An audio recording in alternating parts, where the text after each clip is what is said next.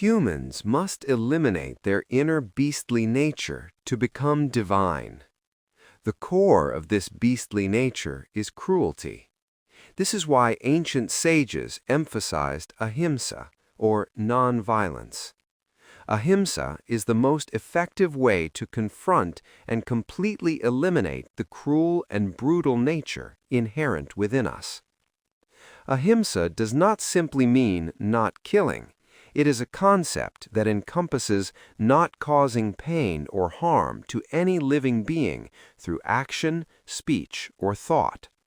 Furthermore, ahimsa goes beyond the passive concept of not doing harm to mean active love, forgiveness, and strength.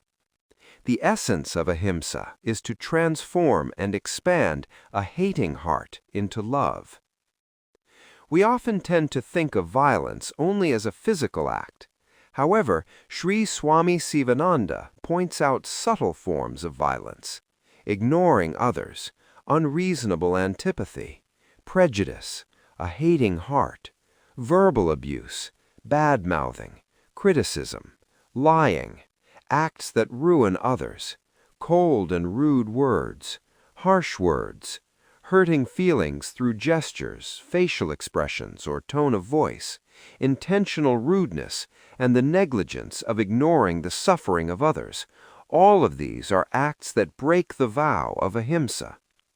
Even thinking that someone else's harsh behavior is acceptable, which is indirect violence, is considered a violation of ahimsa. When we practice ahimsa in its purest form, we reach divinity. Ahimsa is not a shield for the weak. Rather, it demands true courage and strength. A person practicing ahimsa endures insults, criticism, and attacks, and does not harbor a heart of retaliation or hatred toward any provocation. One must even be prepared to willingly give up one's life for the truth. Like the stories of Jayadeva and Pavahari Baba, ahimsa is about bestowing mercy and forgiveness even upon enemies. Those who fear death or lack the power to endure cannot practice ahimsa. Ahimsa is a quality of the strong and a powerful weapon. Ahimsa is not achieved all at once. Sri Swami Sivananda emphasizes a step-by-step practice. When thoughts of revenge or hatred arise, first strive to stop harsh words or hurtful actions.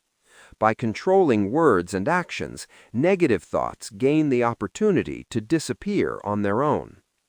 One must be prepared not to respond even if someone strikes them, controlling emotions, and, as in the teachings of Jesus, being ready to turn the other cheek. It is difficult at first, but with steady effort, one gains inner peace. Make a strong resolution. From today, I will not speak harsh words to anyone. Even if you fail, do not give up. Maintain silence and cultivate a forgiving heart. Ultimately, it is about not even having the thought of harming anyone. When one realizes that the one self, or divinity, dwells within all beings, ahimsa naturally grows. Established practice of ahimsa brings immense benefits. Ahimsa is the central axis of all virtues, and all religious and ethical rules are contained within it. Hatred disappears within love. There is no power stronger than ahimsa. Practicing ahimsa immensely increases willpower and eliminates fear. One who practices ahimsa with true faith can move the whole world, tame wild animals, win everyone's heart, and subdue enemies. The power of ahimsa allows one to command even nature and its elements. In the presence of one who has practiced ahimsa, natural enemies like snakes and mongooses, or lions and tigers, cast away their hostility and live together.